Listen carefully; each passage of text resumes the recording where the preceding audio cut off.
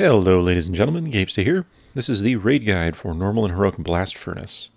And this encounter is quite difficult. There's a lot of stuff going on, many phases you have to go through, and really one of the first really big challenges. So let's get started. Now for your raid composition, pretty standard fare, 2 tanks, a mix of DPS, doesn't really matter what type, and healing is also pretty standard. There is quite a lot of healing required, depending on how efficiently you'd handle the first and going into second phase. But this is one of those fights where the better you perform the tactics needed for the first and second phase, and the better your DPS, the less healing that will be required, because it ramps up over time.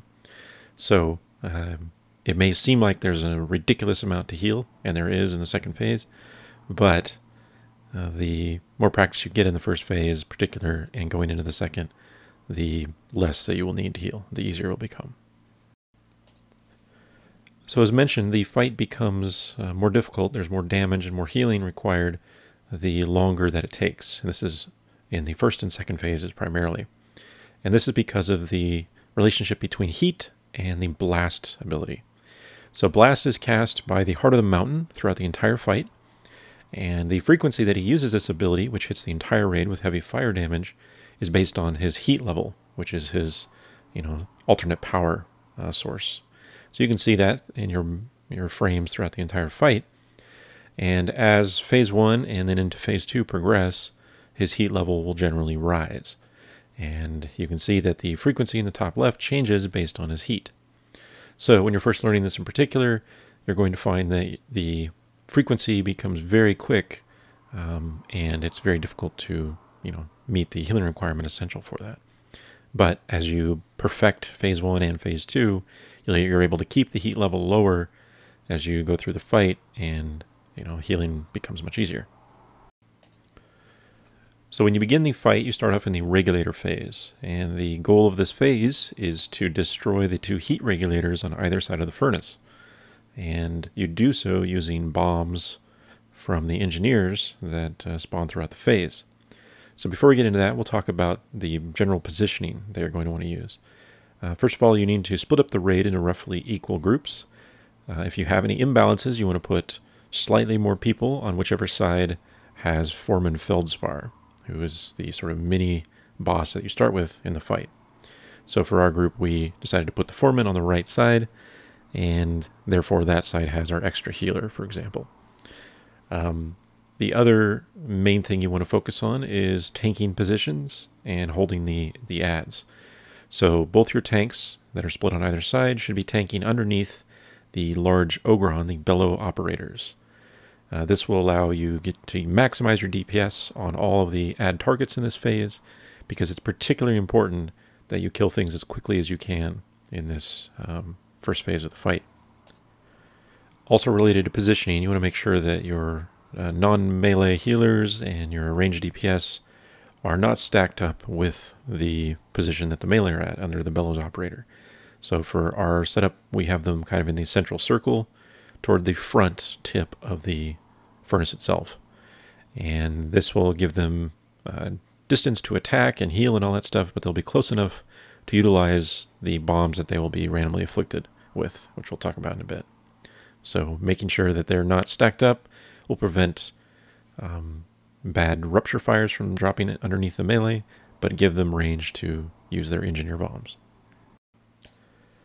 Now, as mentioned, you start with Foreman Feldspar active, who's sort of a mini-boss, in addition to 2 security guards and 2 engineers. You also get the 2 bellowers shortly thereafter. So your tanks do not need to swap Feldspar. He can just be held by 1 tank. But it's important to note that Feldspar has some particularly annoying abilities. The main one is Rupture. And this will target a random range player, and after a few seconds, they will rupture, dropping a pool of fire at their location. This fire pool doesn't last indefinitely, but it does last quite a long time. Long enough that it's very vital that ranged players and healers that are targeted do not drop it in a position that you want to use later in the fight, particularly in phase 2. So ideally, you want to use a weak or whatnot to watch for this and when it's about to, or when it's active on you, move to an outside wall somewhere, or the entrance doorway, anywhere that's not going to be utilized in the next phase. So try to keep clear of the central circle. You can see we have 4 raid markers around the central circle, and this is for phase 2. So if you drop pools near there, this can be a problem. So it just takes a bit of practice and drilling into everyone's heads that you want to keep those pools on the outside edges of the room. So as mentioned, you need to utilize the bombs from the engineer adds to destroy the regulators and in the phase. And the engineers have 2 sources of bombs. The primary source is when they die, they will drop a sack of bombs at their location. This sack has a 10-second duration, so all the bombs within it immediately start to count down that 10-second timer as soon as the sack is dropped, as soon as the engineer dies. Any player can click on the sack, up to 3 total people, and receive the bomb on top of them, essentially. They will have a debuff of a maximum of 10 seconds, but it's whatever duration is left after the sack dropped on the ground. And they have that amount of time to run next to a regulator, hit their extra action button to detonate the bomb, and deal 100,000 damage to it. Each regulator has slightly under 1.2 million health, so it requires 12 bombs to kill as long as you don't allow the regulator to heal.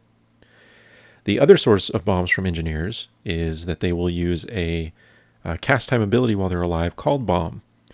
This cannot be normally interrupted, but if you stun them, you will interrupt this ability. However, if you allow Bomb to go off, it will target a random range player, and they will receive a 10-second bomb debuff, just like if you'd clicked on a bomb in the sack. The important note here is that bombs that are thrown manually by the engineers while they're active do not count against you from the bomb sack that you get when they die. They are extra bombs. So technically, it is to your advantage to keep engineers alive slightly longer, so long as you handle them properly, allowing them to cast extra bomb casts on random range players.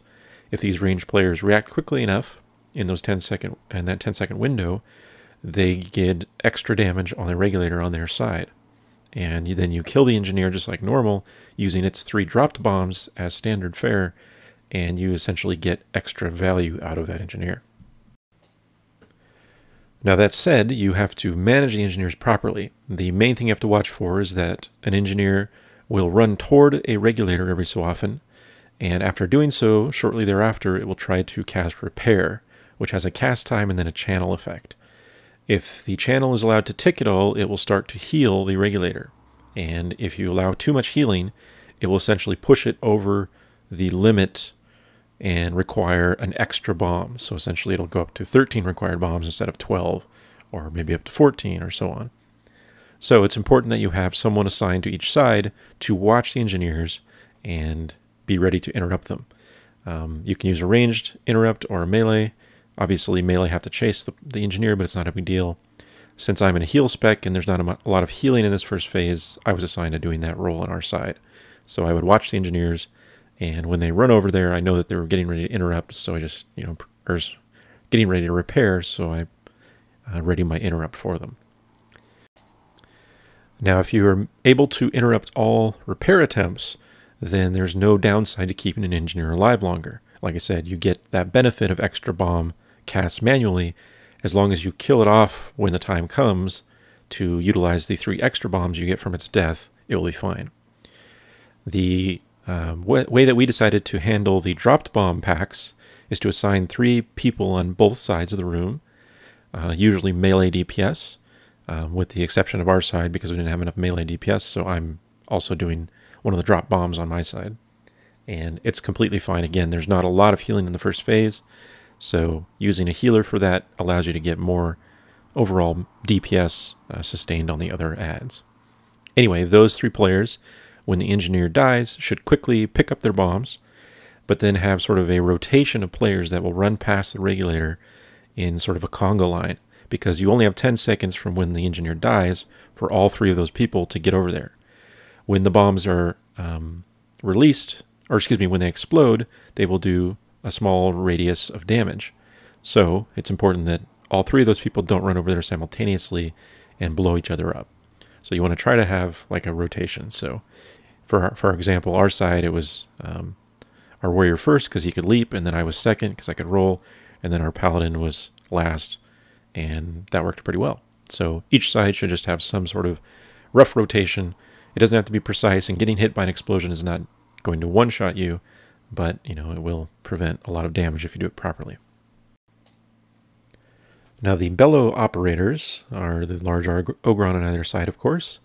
These guys generally will be stationary facing the furnace, and every 5 seconds they will use their bellow to increase the heat level.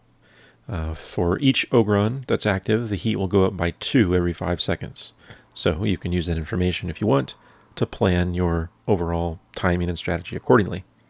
That said, the general rule of thumb is going to be that prioritizing the Bellow Operator on either side takes precedence over everything else, because you want to keep the heat level as low as possible going into the second phase.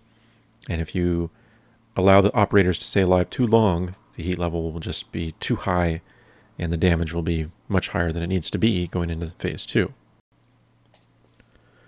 So the last mob type is security guards, and these guys are generally pretty simple. They'll just be tanked by your tanks on either side, but their main ability is defense.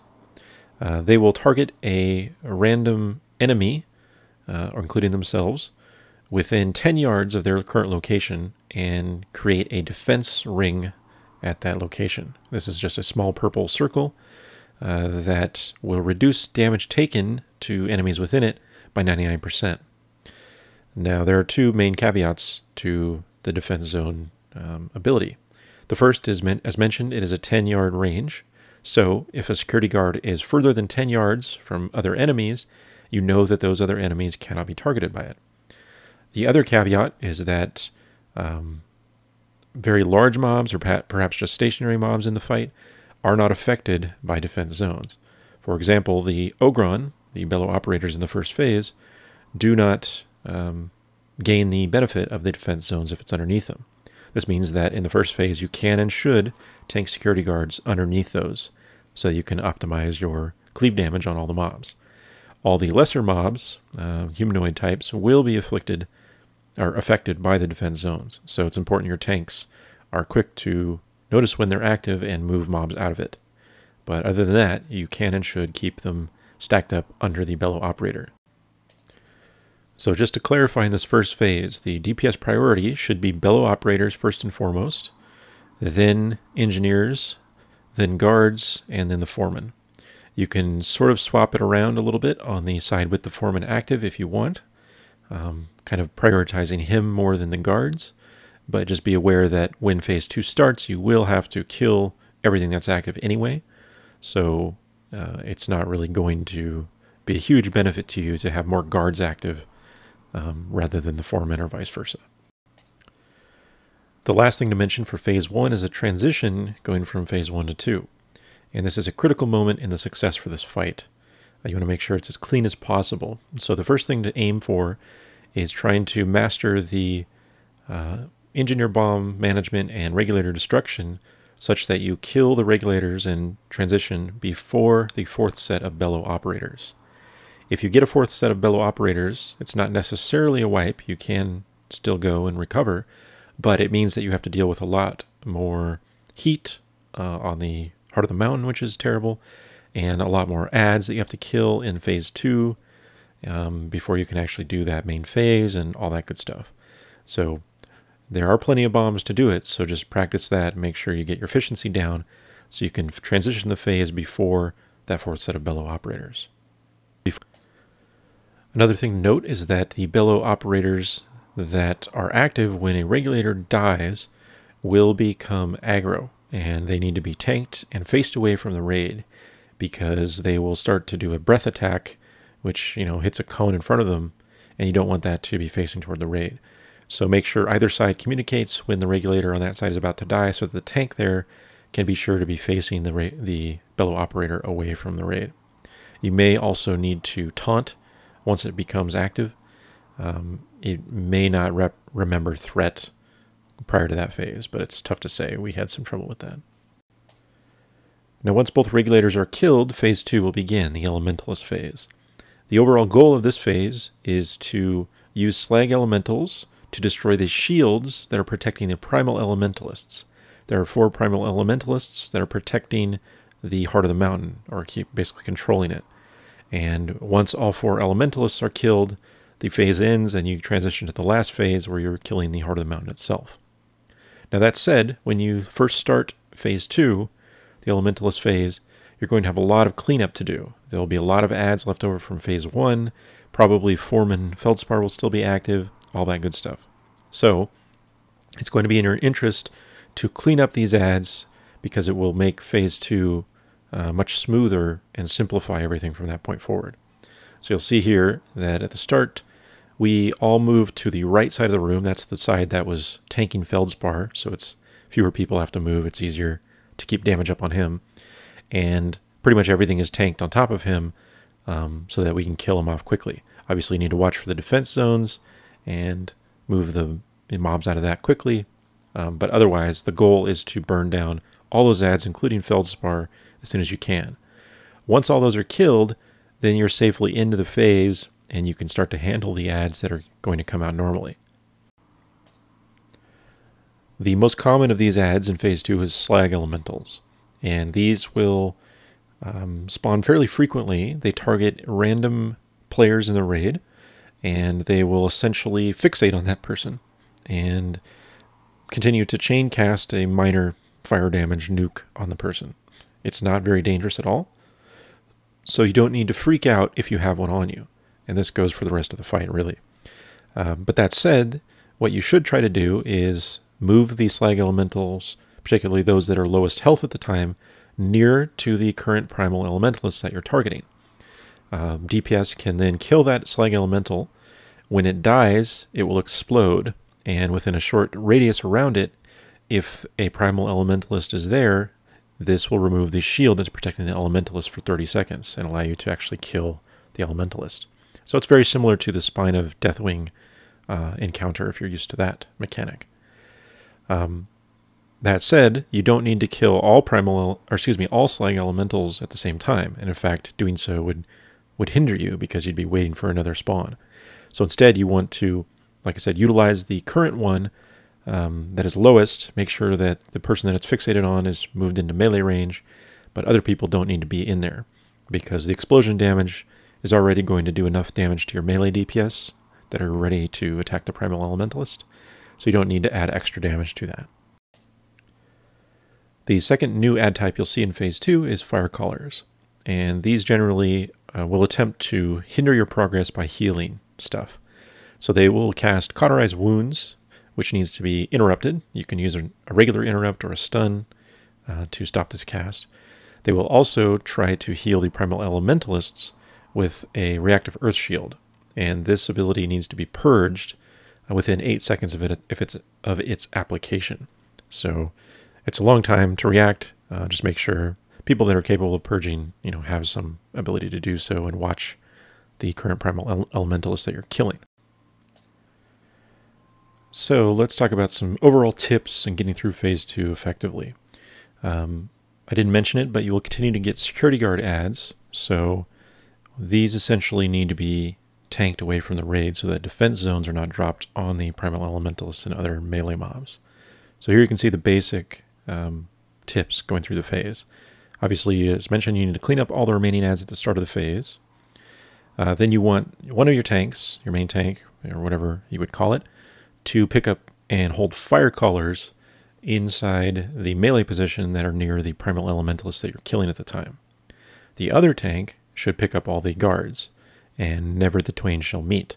You don't want to have Firecallers on a tank that's tanking guards, or vice versa.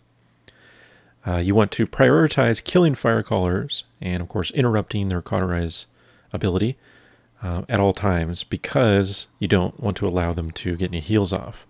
That said, the only time you don't prioritize them is if a Primal Elementalist doesn't have a shield active.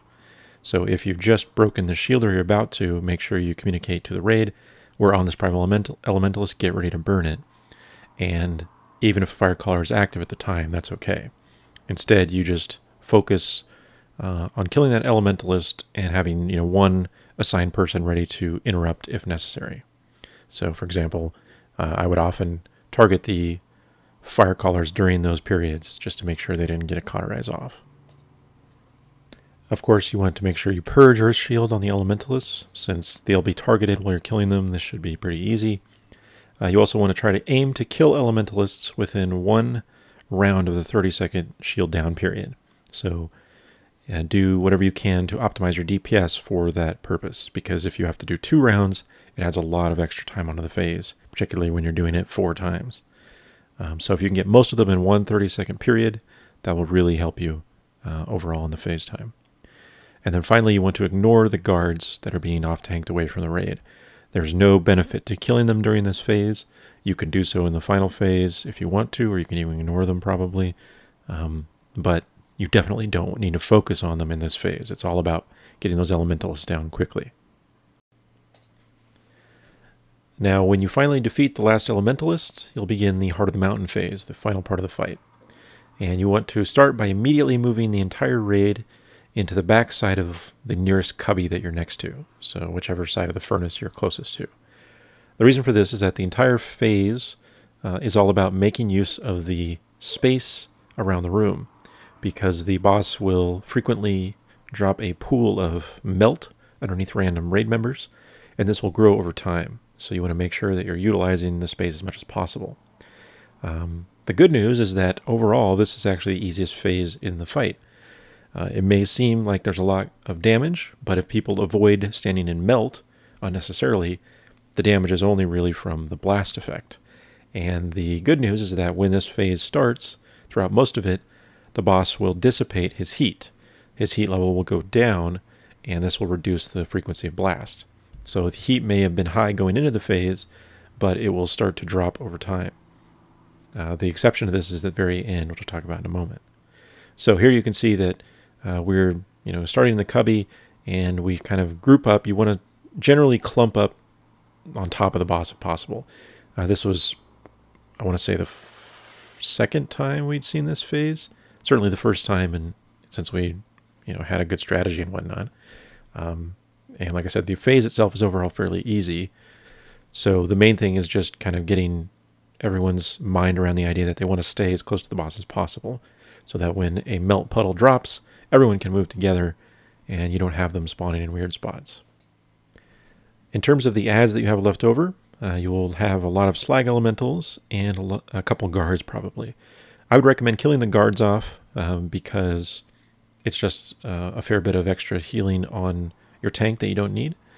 And instead, just focus on the boss after the guards are dead. The Slag Elementals are useless to kill. It doesn't do anything good for you.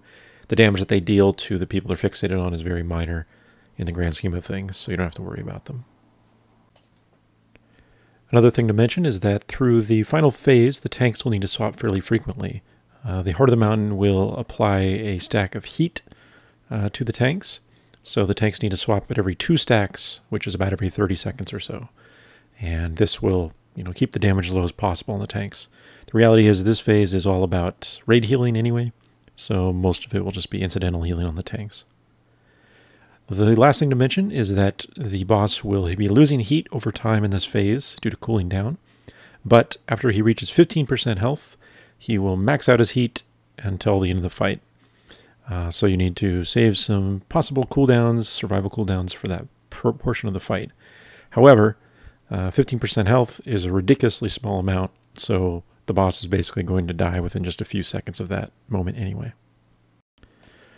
So that about does it, I think. Overall, it's, like I said, a very complicated fight, but the best thing to do is just get used to particular phases, handling those properly, and then moving on to the next one, learning that one, and so on and so forth. Once you kind of get the efficiency down in the first and second phases, then everything will fall together pretty quickly. And the final phase, like I said, is very simple overall. You just have to start in the cubby and maximize your space. If you have the DPS required to get to that phase with most of the raid alive, you will have the DPS and healing required to finish it off, almost without a doubt. I just have to not stand in stuff. So that is the raid guide for Normal and Heroic Blast Furnace. As always, good luck, thanks for watching, and I'll see you next time. If you would like to spice up your love life, just subscribe to this channel. And then, of course, you know, talk to your partner, because communication is key. Come on.